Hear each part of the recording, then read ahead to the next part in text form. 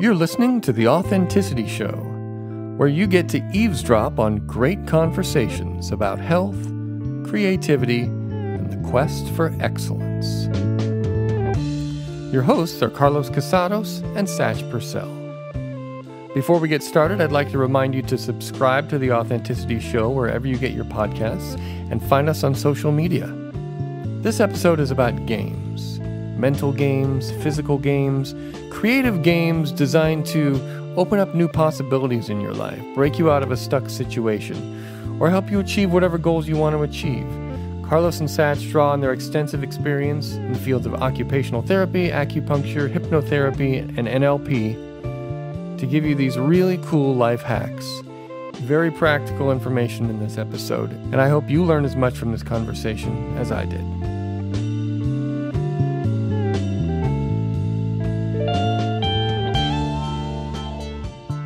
What movie is this? Would you like to play thermonuclear war? I don't remember, but it sounds familiar. War Games. Was it War Games? Yeah, with Matthew Broderick. That's funny. I actually watched the first 5 or 10 minutes of that a couple weeks ago. Did you? Yeah. I don't know why. I saw it and I watched the first little bit. Kind of a fun movie, actually. It is a fun movie. Yeah. But I loved it when I was young. Yeah. But seriously, or rather playfully, would you like to play a game? Let's playfully play a game. Okay, so I'll ask you a series of similar but different questions, and you have to answer it with another question. Okay, let's try. And the question must be an answer. Why does authenticity show? When one is authentic, how could that not show? What does authenticity show? What does authenticity not show? How does authenticity show? Does authenticity show now? What if authenticity showed? Do you think authenticity show should begin now? Isn't that fun? That's interesting. My own little middlings with the world of theater has created all kinds of fun exercises and games that I wish I could do more with, dare I say, normal people that are outside of the world of theater. Yeah. One of them is the counting game. How's that done? Where you get a room full of people, and I've done this with some of my students before. This is an exercise. The counting game it's the blind counting game. So everybody in the room closes their eyes, and you pick a number to try to get to. Usually 10. Okay, you're going to count to 10 as a group, but with everybody's eyes shut, any random person can say the next number. But if two people say the same number at the same time, you have to start all over from the beginning. So if we had 10 people in this room and we all closed our eyes, somebody would have to say 1, then somebody else would have to say 2, then somebody would say 3, and then if 2 people said 4, we start over from the beginning, and the group's got to get to 10. And what's nice about it is it's an exercise in teaching you to listen, to pay attention, and to feel the people around you. You can begin to sense when somebody else is going to talk, or you can sense when there's going to be a little bit of silence for a while and you have your opportunity. And it trains you in that sensitivity so that when you're on stage, you're not just saying your lines, you're actually listening to one another and responding to one another. It's a sensory acuity game. Yeah. Yeah, we do things similar to that in NLP training. Oh, yeah. There was a theater exercise that we used to do where you're given a scenario, but both people can only say one thing. You like your lines might be coffee and tea. So you have to walk into the room, and the only thing I can say is coffee and tea, and the only thing she can say is coffee and tea. Yet we have to act out this scene where this person's upset, and I'm trying to cheer her up, or something like that, right? Huh. And it gets you out of using the words that we normally use every day, because we have to use the meaning of the words to get an impact on the audience, right? But what if you can't get an impact from the words? You have to get the impact only from how you say words that don't fit. So you're your timbre, your volume, your rhythm, your rate or speed, right, right, tonality, body language. Exactly, and you might have to really use creative body language to get a message across. You know, Yeah. You might have to mismatch your tone with your facial expression to create some kind of silly irony or something. You know, that you just, how do you capture that, right? When you can only say coffee and tea or whatever the words happen to be. You know, but all of these things certainly play with the usual pattern of our senses, you know, and the usual pattern of our ability to predict. They put you outside the pattern, which means that you're still in a pattern, but you're in a different one, an expanded one. You're coloring outside the boxes in a larger box because you're still on the piece of paper somewhere. But that's what's cool about it is it's definitely what people describe when they say ingenuity, creativity, out of the box thinking, you know, responsiveness, you know, rather than reflexive or reaction. Yeah. We've heard words like out of the box thinking, like you just mentioned. And it's interesting because I found that sometimes that works and other times all it does is stick me into another familiar box. Yeah. Oh, it's time to start thinking outside of the box. I've done this before. Yep. Right? And then you get just as stuck. So it can be really useful to notice something that you just simply hadn't been noticing just moments ago. Definitely. For the listeners, I think I'll just go ahead and mention this.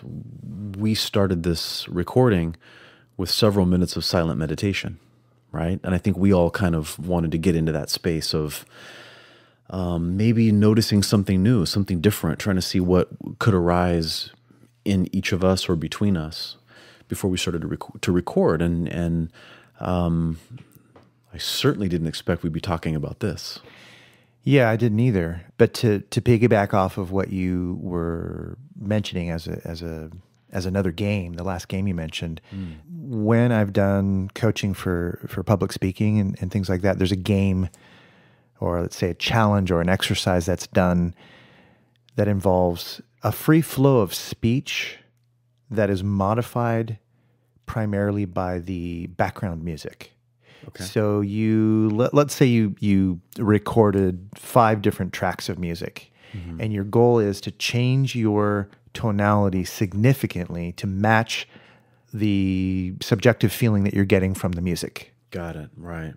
And so you could be right in the middle of telling this story about how you got pulled over, and suddenly the officer's there, and it switches to some kind of sexy, bluesy kind of thing, and you've got to be real seductive with your voice or whatever. And so it's an exercise in vocal flexibility, the delivery styles, so that you can push yourself to become more dynamic. That's the idea. And it's not easy. Like that. Yeah, but it's fun. That's really cool. Some are easier than others. For most people, like they'll find a couple of them are easier and a couple of them are really hard. But if you keep doing it and you keep challenging yourself and allow yourself to be not good at it, as you know, you got to let yourself be bad at shit before you can be good at shit. Yeah. You know? Right. But if you do that and you become vulnerable, then of course it does push you to be more dynamic in your vocal delivery. Yeah. And it certainly enhances your creativity in whatever it is that you're doing. And, you know, it's funny because, you know, talking about some of these little games and strategies that we're sharing from our previous experiences, one common theme that I see, and this is something that we have talked about on the show, we talked about this in our dream episode, is that that's what the brain does when we dream. And it does it for the purposes of problem solving. Right. It's creative problem solving. It's you take 2 different things that seem kind of random, like maybe they don't go together, but you just stick them together and see what comes of it. Like if you were to, you know, like this game that you just explained with, you know, public speaking and music. If you're telling a sad story, but you're doing it to the theme song of Eye of the Tiger, Those seem like a mismatched pair of concepts, yet it could be really creative in how it affects the way you're giving your delivery or the way you present to the audience, right? And so there's a lot of creativity that comes out of these things, and that's one of our themes for the show, right? It is. Health, creativity, and the quest for excellence. For sure. Well, you can get something of value from both sides of that coin, meaning if you discover that there's an element to this that's useful, that's great. If you become uber clear that it's a real mismatch and that's definitely not the direction you go in, well, you still gain something. Yeah, you know that now. Yeah, you got that strong, understanding of the contrast. I've done that before, doing like pushing hands work in Tai Chi. It's kind of a fun exercise to let somebody get you in a joint lock or to give you a particular push, like a nice easy push where you feel like you're stuck, like, I don't know how I'm going to get out of this. And then just stop and then pick some move from the form and just go, right now, if I were to do, needle to the bottom of the sea, what would happen? And then I think, well, how would I even do that from this position? And then find a way to do it anyway. And it's always amazing to me how effective it is, how it will take the other person's balance. And I wouldn't have thought of it unless I asked myself the question, well, if I'm stuck in this awkward position, what would happen if I did? And then you name the move and then try it. It's incredible what can come of that. It is incredible how often we've seen the example that there are many ways to skin a cat, many roads that lead to Rome, many options that could work. We very often as human beings, as adults who are trying to find our way through the world and figure out who we are, what we are, and how we can do what we are in the world in a positive way, pass through that point where we're learning methods and methodologies and we start to gain some skills, but we're still not sure of ourselves 100%. Yeah. And, we're passed through the feelings of, am I going to be able to do this? To, yeah, I think I will be able to do this, until eventually you become, no, I know I can do this. And it's because while we're still thinking we can do it, and it's like a possibility, we struggle trying to apply a technique to a situation. Well, which technique do I need to use for this? But as we've come to understand by studying deeper topics and developing skills in those topics, you reach a point where there's creativity that comes in when you understand the underlying principles of something, and you begin to, instead of looking at challenges as an opposition to you, you look at them as invitations to explore. So that if you feel uncomfortable, that's actually a good thing. You can be comfortable with the discomfort. I was thinking about this today in my office when I was working with somebody. I actually admitted to them, I said, what's really cool about this is I could do 100 different techniques with you. But what I appreciate is diving in and seeing what will emerge when we are both honest and vulnerable and connected in this system that we've created by entering into this session, which is a bit of a contract between two people, right? I'm acting as the facilitator, the hypnotherapist or guide or whatever. They're acting as the person who has an issue or a series of issues or something that they want to explore. But the truth is, I've got issues too, and I'm exploring things as well. And I'm definitely serving my sacred duty by facilitating this other person, but I've got to keep myself on the edge of my seat.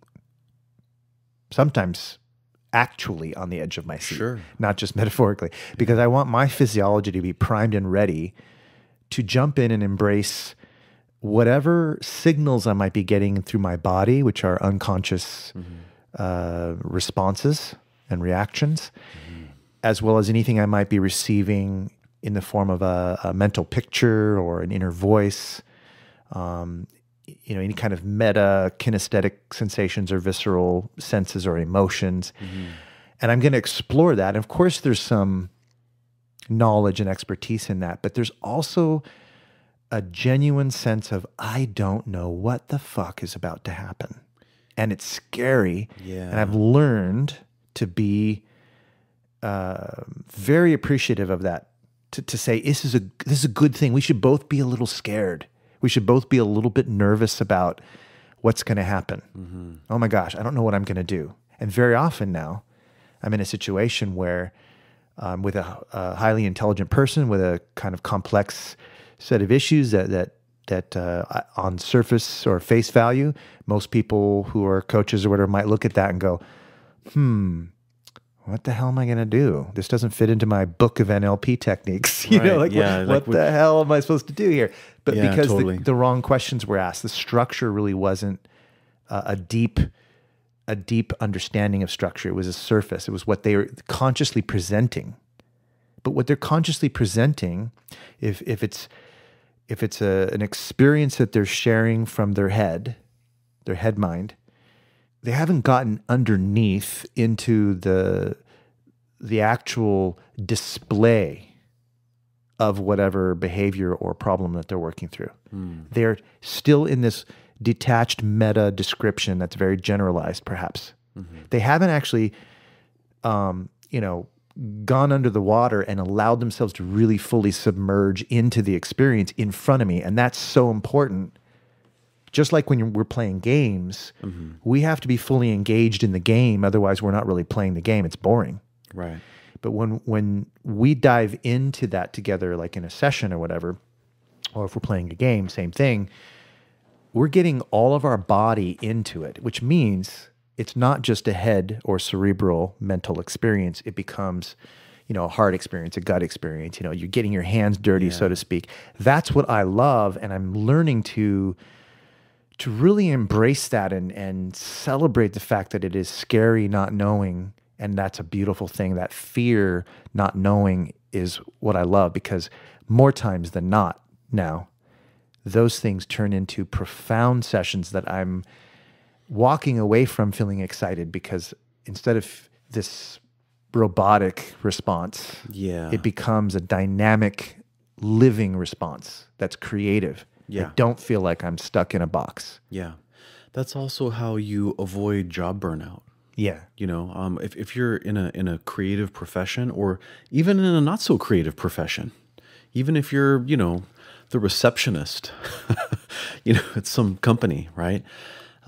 We get tired and worn out and bored and uninspired when we use the same responses, the same strategies all the time.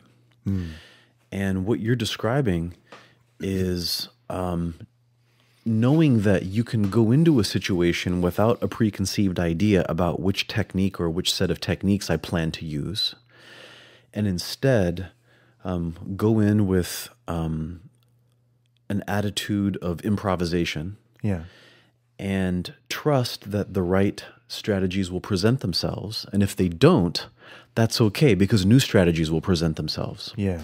Because that's the place that you were just describing. This place that you were just describing to me is the place where all strategies came from to begin with. Right. Right? Every strategy, every technique, every style that we use originally came from that same space that you were just describing. Yeah, it's underlying theoretical constructs, not what someone has worked out in detail. That's a trail of techniques that was left behind that. Yeah, yeah. Well, we know a lot of musicians. Our wonderful sound engineer, Oliver, is a musician. Our good friend Danny is a musician, and these guys do plenty of jazz. Mm-hmm. Jazz. And all that jazz. And all that jazz, yeah. Jazz, is what you're talking about, right? It's improvisation. Yeah. But I could see how there could be a little bit of discomfort, a little bit of fear, and not fully knowing what you're going to do, but trusting that you're going to follow these principles. And right. But what about the first people that created that? The first people that invented it? They didn't go in with this idea that they're going to do jazz. They just went in with this idea that they're just going to explore and play. And that's where all these things came from intelligent, well-trained people that discovered these concepts and then were able to describe them and categorize them and share them. I've probably experienced what you're describing the most when I was doing occupational therapy. Every time I walked into a room, you walk into a patient's room at some kind of healthcare facility, you really don't know what today is going to be like. And you're going in to see a patient who might have had a serious illness, a serious injury, a stroke, something like that. And the person's dangerous. The person could fall and, they're on your watch. They're going to fall and crack their head open, right? Fall and break a hip. Yet we have to start getting up. We have to start putting on their clothes again. Somebody's got to be the one to say, all right, this is the first time we're going to try to use the toilet with this person, right? Yeah. Nobody has gotten this person out of bed since their stroke. And I'm going to be the guy, and today's the day, because right now when I walked into the room, they said they have to go to the bathroom. I didn't plan to go in and take them to the bathroom. I plan to go in and see how they are, see what they're doing, how are they feeling, what do we want to do today? It's what was presented. Yeah. And or what presented itself or what emerged. Exactly. And when that person says, I kind of feel like I want to come to therapy, but I need to get on the toilet first. And I know that I'm kind of busy and I got to get my treatments done for the day. And I say, well, you know what? How about we make that part of your treatment? Mm-hmm. And I don't know, is this person going to be safe? Is this person going to be dangerous? Is this person going to crap all over the floor? Right? I have no idea what's going to happen in there, right? Yeah, right. That can be an unnerving moment, but at the same time, it's filled with potential. It's filled with possibilities. Like this person could actually, for the first time, realize that they can actually get better and maybe might be able to go home, or this might be a complete disaster. Yeah. Right. But again, if it's a complete disaster, you realize this person is not ready for that. Right. Right. This person is not going to the bathroom for a while. But I know that's where we're at. So where do we start? Where's the beginning of going to the bathroom now? The beginning is, how do you sit up on the edge of the bed? Because that's not easy for a lot of people. Mm-hmm. There's tremendous potential in there. And then so therapists over the years have come up with all kinds of neat strategies and techniques and pieces of equipment and little tips and tricks for how to get there safely and how to, not slip and fall and how to make sure you back up and touch the back of your knees to the toilet before you sit down so that you know where it's at. All these types of things that we teach people to do. Those techniques emerged from countless experiences when the therapist just said, oh, well, let's give it a try. Mm-hmm. Let's see what happens. Let's find out what we learn. But one of those strategies is the idea of upgrading and downgrading. Are you familiar with this concept? No, I don't think so, no. So this is a unique occupational therapy concept. Well, we call it upgrading and downgrading. And other people do this in different ways, but this is kind of our unique terminology. Is we say that for every client who's trying to learn how to do something new, so for us, that's a person who's rehabilitating, but that could be anybody out there doing anything. That could be a parent teaching a kid how to tie their shoes. It could be you working with a client and you're diving into some emotionally vulnerable, highly charged topic or whatever it might be. What you're trying to do is this is the basic structure. This is the technique. This is one of the techniques that has emerged from these scenarios, is you go in and you say, what am I trying to do here? I'm trying to find the just right challenge. The quote, just right challenge. So what am I trying to find? The just right challenge, right? So I'm trying to find... Goldilocks. Yeah, I'm trying to find, again, what you described earlier as you want the person and you to be challenged to the point where you can get it right some of the time or you're almost getting it right. Mm-hmm. But also to where there's a chance of failure. But we're using this concept called upgrading or downgrading to adjust the level of difficulty in order to find the just right challenge. Got it. So when we start to take the person through an activity or whatever it is you're trying to do with them, and we might realize the way we're doing this, the way I'm presenting this is maybe a little too challenging. So how can I adjust the way I'm doing this to make it a little bit easier, but I can't make it too easy, right? Or I look at it and I say, this isn't quite challenging enough to make this person have to stretch, to reach, to dig a little bit, right? So I want to almost guarantee success, but do it through challenge. And that's upgrading and downgrading the task. And this is a neat, fun technique that anybody could apply in anything that they're doing in any moment. So if you're that receptionist who's bored with her job, or the guy who works in a warehouse who is so sick and tired of the repetitive nature of what he's doing every day, he just can't stand it anymore. You know what I mean?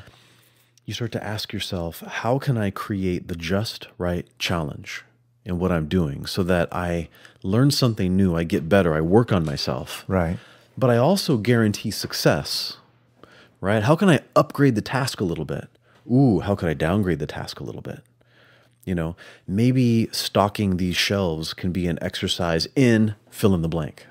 Whatever it is you want in your life. Now, how could I upgrade this task to really strive a little bit to increase my creativity? Or how can I improve my relationship by stocking this shelf? And start to mismatch things on purpose in order to discover something new. So I love that. Yeah, that's very useful. Definitely didn't know that terminology, but I get the concept, and that's definitely the best way to teach is to get people into that sweet spot, the Goldilocks space. Yeah. Where, the honey hole. Yeah. Well, no comment. But yes. And when it comes to game playing, when it comes to working, I'm sure that I'm not alone in that I've had jobs that I just didn't enjoy, that I was doing in the world. I mean, I remember I was working for a not to be named telecom equipment resale company. Sounds great. Yeah. And it was not fun. Let's put it that way. I hate it already. Yeah, it was. I thought it would be interesting because it was technology, and I like technology. I like learning about technology, and you're fitting people, sort of supplying them with that technology. Okay. And that's kind of a fun thing to kind of help people get what they need and all that stuff. And I was a purchasing agent. Okay. So I learned about that, and it was a position of responsibility, but it was also a position of being the whipping boy, tie him up to the post, let's whip him, give him a good whipping.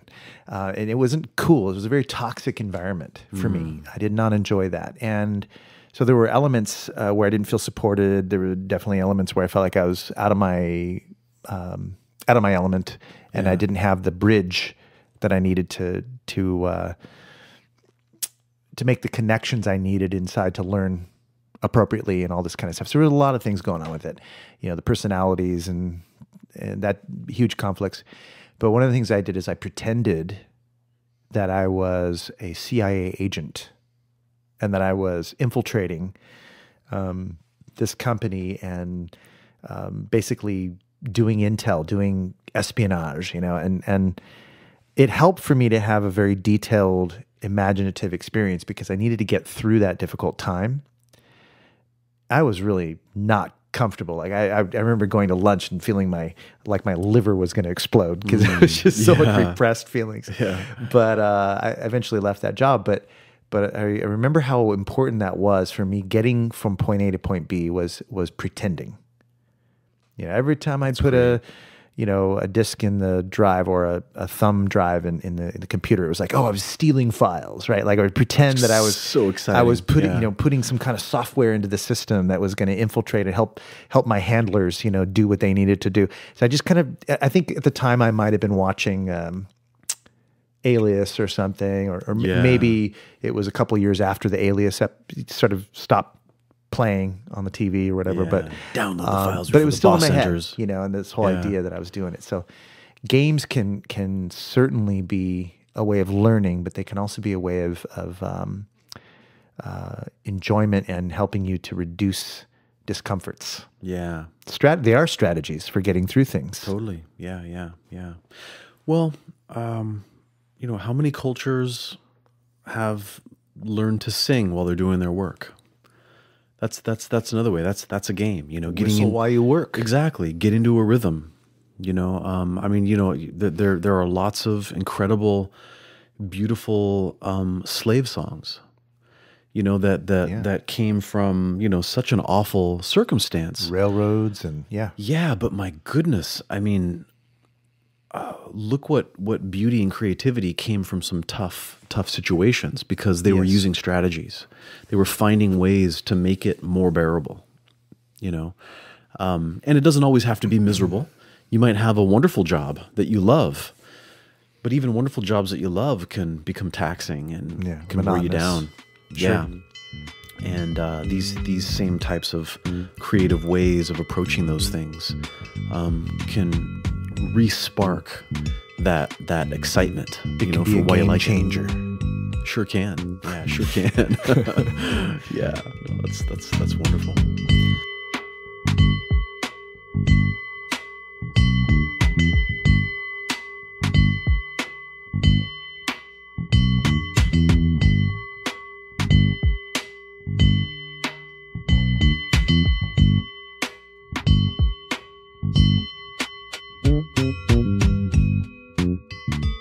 Another strategy that I'd like to share is more strategies for when you're feeling lost or uninspired by life, maybe even your own existence. Just saying, gosh, why am I even here? What's going on? Does it get any better than this? Maybe this is it, and just not feeling good about your place in the universe. Some other strategies that are worth using that maybe a lot of people don't think to use them is to use this axis of it's really two concepts, and I imagine it as a plus sign, as like a cross. Think of it as like a crucifix, right? Okay. And on let's say from top to bottom, that represents noise and silence. Right? Noise and silence is like a vertical axis. Okay. Then the horizontal axis would be stillness and action. And a lot can be learned or gained or noticed by asking ourselves that question. Am I more on the noisy side right now or the silent side? Right now, am I more on the active side or the still side? And see, maybe I could learn something or gain something by going to the opposite end. So, for example, maybe my life has been too loud, too much, too fast. That whole side of those axes, right?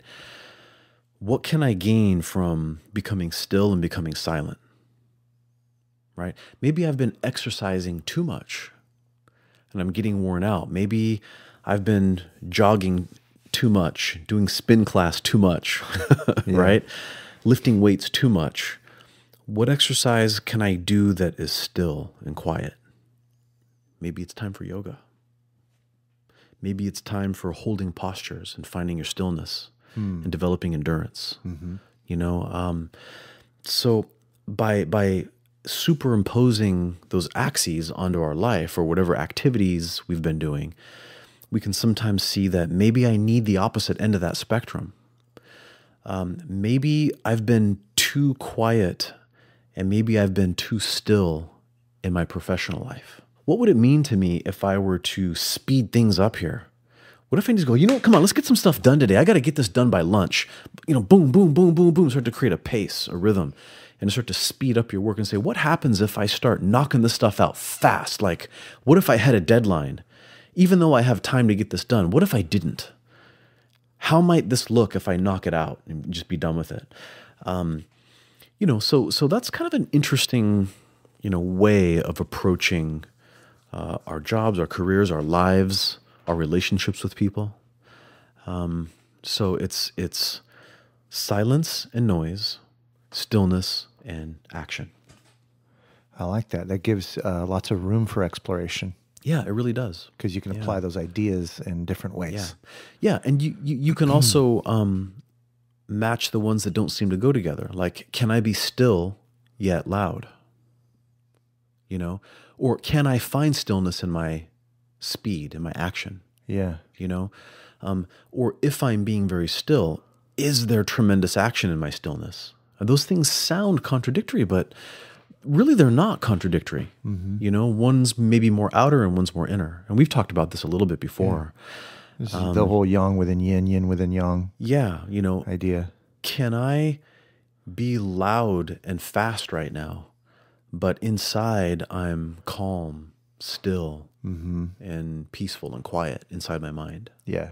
You know, or the opposite of that. Right. These are good things to use when you're stuck, when you don't see a way to go, when you don't see a way to move forward. You know, those can be interesting ways. Well, speaking about, you know, having contrast, we talked about tetralemma in a previous episode, a couple episodes ago. Talk about that again, just briefly. Yeah. So the tetralemma allows you to explore ideas in a logical fashion by considering affirmation, negation, affirmation and negation, and neither affirmation nor negation. Oh, yeah, that's right. Okay. So it's an interesting way of considering opposites and allowing you additional perspective through that transition from each end of the spectrum. It stimulates your ability to understand whatever it is that you're trying to understand. If it's an identity, for example, and you're trying to understand, you know, why is this belief so stubborn? Look at how belief and identity are connected. Let's say, I really wish that I didn't believe that I was unworthy, but it's the truth. I feel unworthy. It's a belief I hold. And there's some part of me that knows that isn't true probably, but there's enough of me that believes it. And I've been behaving and acting as if I am unworthy. And it's affecting my life, and I can see that now. But I don't know how to change it. So then a person might want to explore that. So one way to do that is mentally, but I always like to get people's bodies moving. So, you know, pick 4 different spaces on the floor, maybe even a middle space that's, you know, a meta position. And you just decide that, you know, one of those positions on the floor is, you know, I'm worthy.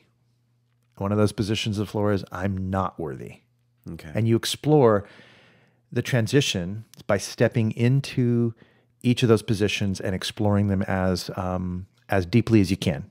So when you step into the spot that you've marked on the floor that's for I am worthy, then you do everything in your power to imagine your worthiness. You try to see the world through the worthy eyes and hear your inner voice speaking about how worthy you are and listening for how worthy you are, feeling it in your body. And you start to look at the world, hear the world, and feel the world from the worthiness mindset.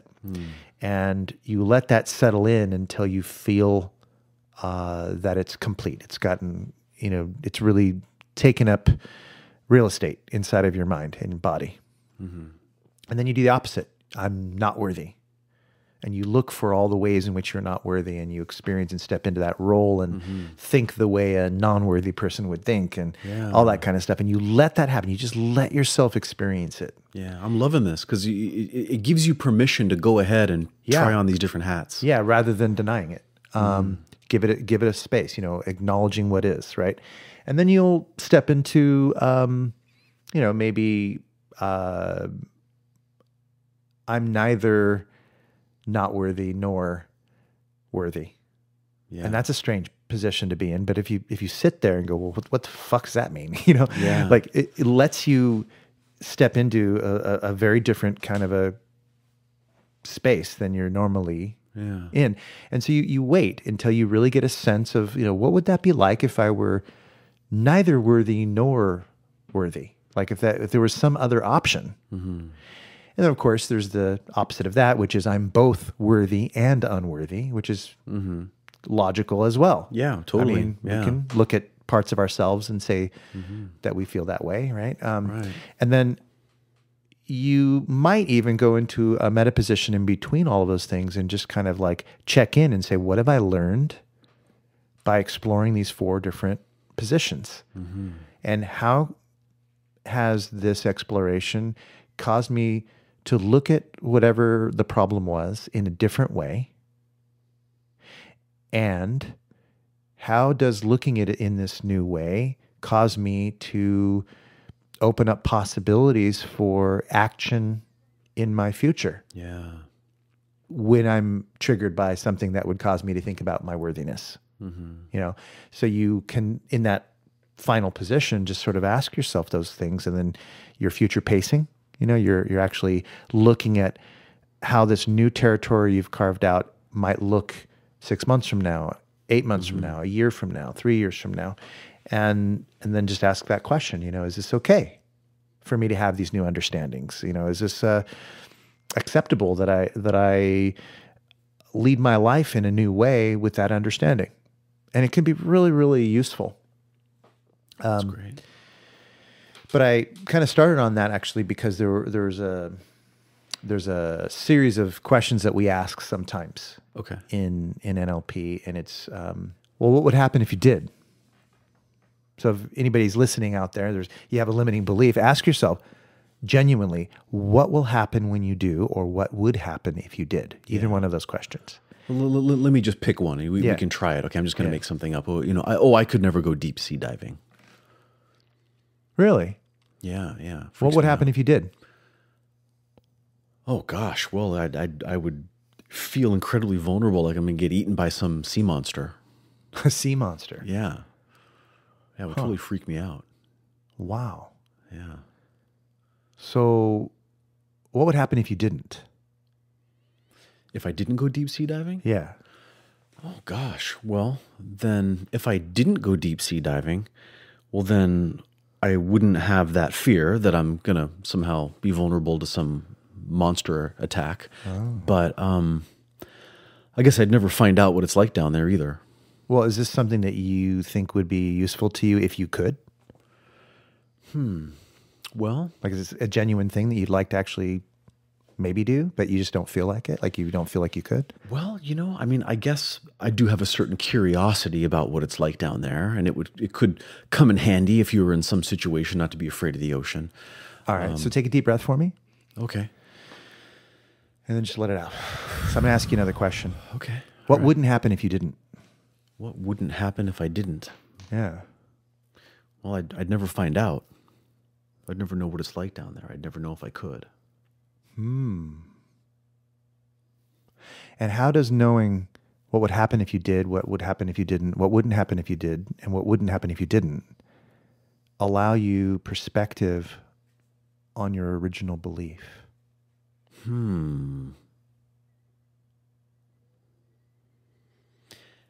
I guess... Like, what does it reveal? I guess it reveals that it's that I'm afraid of the deep ocean, but I'm curious about it. And maybe it would be okay to start shallow. Is that okay with you to start shallow? Knowing that you're going to explore deeper one day. Is that okay? I don't know. I guess if I got into the shallows, I'd find out how I felt about going deeper or not. Okay. Is it okay for you to find out? Yeah, I suppose so. Yeah, I could find out. All right. I might get in there and decide I don't have a desire to go any deeper, and I'm satisfied with where I'm at. Or maybe I might get in there and go, it's not that bad. And even if you did decide that you don't want to go deeper, would that be okay? Yeah, totally. How does it feel to know that that's totally okay to feel exactly what you want to feel and to explore exactly what you want to explore? Feels pretty safe. Cool. Are you okay feeling safe and doing exactly what you decide to do? Yeah, I guess now that you put it that way, yeah. Awesome. So what was the problem again? I was afraid to go deep sea diving. Oh, I'm glad that's in the past, aren't you? Yeah, I sure am. That was fun. Yeah, wasn't that fun? That was great. So you're just kind of rolling with it and modifying along the way, and just kind of rolling with the reactions, and then anchoring with affirmative statements. Yeah. As you make the shift, as you're laughing and nodding, I'm saying, I'm affirming what you just told me, basically. You used past tense when you referred to the problem. I agreed with you Okay. and affirmed, and you laughed, and your coloration became Yeah. red, right? Okay. You had more That's great. blood flow in your cheeks, Yeah. which is what happens when people make a kind of a little epiphany or they realize something. It's funny. Yeah, it's great. I could feel that all happening because, I mean, you've done things like this with me enough to where I know that in spite of knowing that it's going to work out, it still works out. Yeah. Right. And I can't help it. And even though I kind of just made that up about the deep sea diving. Sure. There's an element of truth in it. Mm-hmm. You know what I mean? And so I still feel differently now about deep sea diving, even though that wasn't really you explored it. You created some real estate in your head in a different way. And, this is just it's just a tool, some tools are meant for exploration and for loosening the grip of certain ideas, and other tools are more designed to help kind of push them through all the way. Yeah. Definitely, if someone had a serious phobia of going in deep sea diving, a verbal formula like this would, I think, primarily serve to loosen the model a little bit, to loosen their idea, so that whatever other interventions that you do that reinforce it are really what help the person to transform and invite that new change. But this is important because once you get a person rolling and laughing and you get the coloration change like we had in your cheeks, it's a perfect opening then to do something else that might really, really drive it home. Okay. Yeah. But that's the skillful use of these things because you need to have a quote unquote sleight of mouth. You've got to be able to do those things to take advantage and take advantage of the moment and the opportunity that's there, the window of receptivity where you can actually change things. Right. Well, to get back to what we started speaking about earlier, I could see how you might recognize in a session with a client that there's an opportunity to use this method. Exactly. Because their language patterns presented that, this might be a good time to use this idea of, the tetralemma for, we're going to use this. Yeah.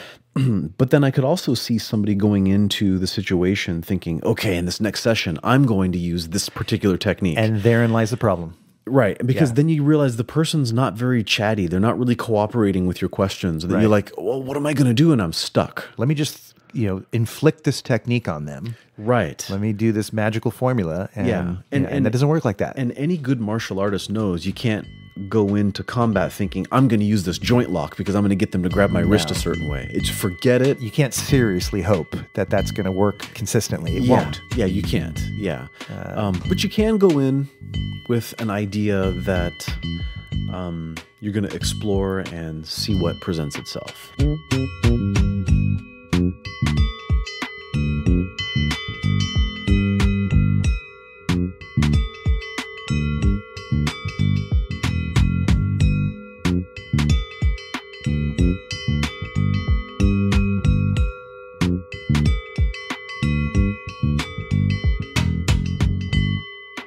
And this reminds me of, this is kind of humorous, the Buddha's advice for dealing with people, right? He says there are pleasant people, and there are unpleasant people, and there are people that are neutral, right? And he just accepts all of them, right? Yeah. Just, this is a pleasant person. This is an unpleasant person. That's it. This person's neither pleasant nor unpleasant, right? And now with the tetralemma, this person is both pleasant and unpleasant. Mm-hmm. Right. I can think of actual examples of all four. Yeah, me too. It's not even a hard thing for me to come up with. Anybody could, Names will be withheld to protect the innocent. Yeah, and to protect the guilty. Yes, and the guilty.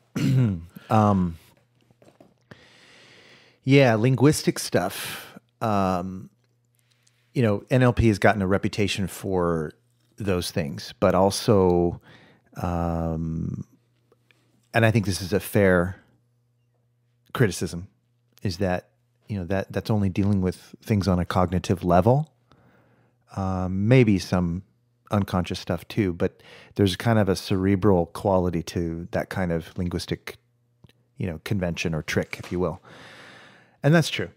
What I'm exploring lately is, as I continue to dive into my learnings in NLP is remembering what we were saying towards the beginning of the show today, this episode, was that there are underlying principles that are guiding, and it's not about the techniques.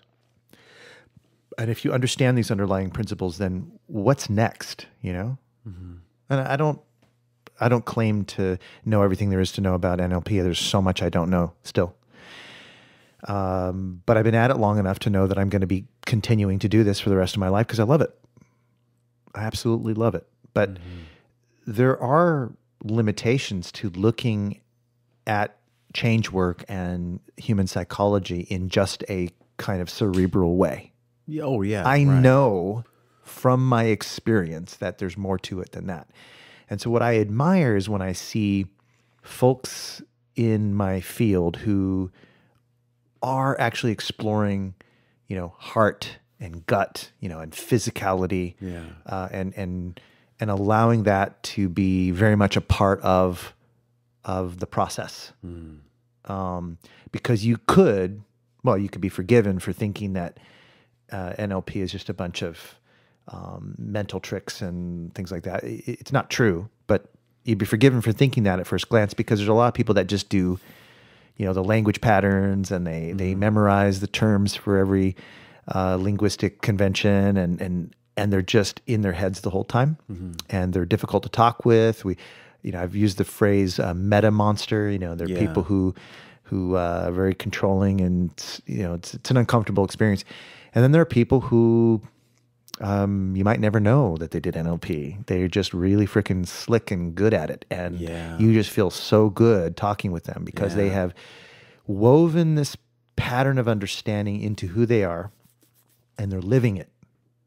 They're living it in everything they do. The way they play sports and games, and the way they love and listen to their partners, and the way they write, and the way they teach and design their courses. And these are people that I admire, who I think are doing really good work. And there are a few people out there in the NLP community that I find are really great beacons of that kind of approach, like where I feel that what they do, given enough time, they're going to continue to discover more and more. That becomes this larger and larger body of exploration, let's say avenues of exploration within the field of NLP. It's growing. It's definitely not only what it was in the late 70s and early 80s. There's some great stuff from that period, and there's new stuff that's opening up.